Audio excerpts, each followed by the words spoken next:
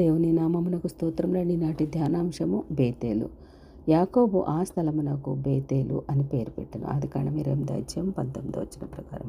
అన్నయ్యైన యాషావు కోపమునకు బలి కాకుండా తల్లి అయిన రిబ్కా పుట్టింటికి పొమ్మని తండ్రి అయిన ఇస్సాకు యొక్క ఆజ్ఞను పొంది ఇంటి నుండి పారిపోతున్న యాకోబు జీవిత ప్రయాణము. బేతేలు అనగా ఆదిమ భాషాంతరం ప్రకారము దేవుని ఇల్లు అని అర్థం. బేత్ అనగా ఇల్లు, ఏల్ అనగా దేవుడు. యాకోబు బేర్షెబా నుండి బయలుదేరి హారాను వైపుకు వెళ్ళొచ్చు ఒక చోట చేరి ప్రొద్దు కృంకినందున అక్కడ ఆ రాత్రి నిలిచిపోయి ఆ చోటి రాళ్లలో ఒకటి తీసుకొని తనకు తలగడగా చేసుకుని అక్కడ పండుకునేను. ఆదికాండం 28:10 ప్రకారము. ఇట్టి రాయి తలగడగా పొందడము ఎంతో ఆదరణ ఇచ్చింది యాకోబునకు. ఈ రాయిని తల క్రింద పెట్టి మంచి నిద్ర అవకాశం కల్పించిన సన్నిధి దూత పరిశుద్ధాత్ముడే. దేవుని దర్శనమునకు అనుకూలమైన గాఢ నిద్రకు తల క్రింద తలగడ మెత్తని దిండులాగా ఏర్పాటు చేసిన పరిశుద్ధాత్మను బట్టి దేవునికి స్తోత్రం.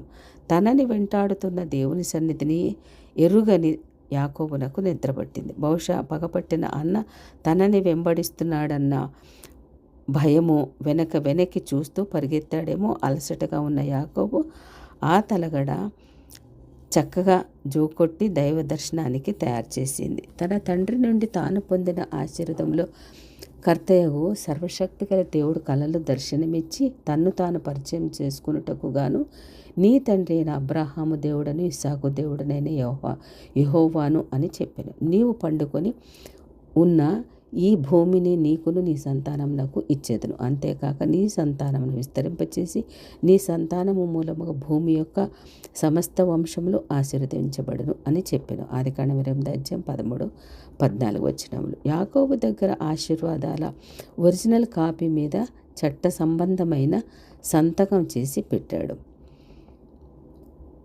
పాడైన ఎడారిలో అరణ్య ప్రదేశంలో ఏకాకిగా తన ప్రాణం కూర్చిన భరోసా లేని స్థితిలో తన దగ్గరున్న హక్కులు, ఆశీర్వాదములు ఏమి ఉపయోగము అనే నిరుత్సాహంతో ఉన్నప్పుడు తనకు ఒక తలగడగా రాయి దొరికినప్పుడు బేతేలులో ఎంతో ఆదరణ లభించింది. అందుకని బేతేలు యాకోబునకు ధైర్యం ఇచ్చింది కాబట్టి అక్కడ ఆ యొక్క రాయికి నూనె పోసి ప్రతిష్ఠించాడు. ఆదికాండము 28:18 ప్రకారం.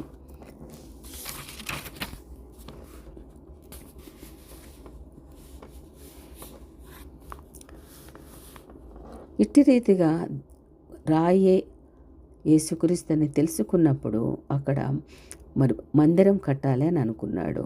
ఇట్టి రీతిగా మందిరం కట్టడానికి ఒక ఆలోచన దేవుడిచ్చినందుకు వేలాది స్తోత్రం రండి. ఆమేన్.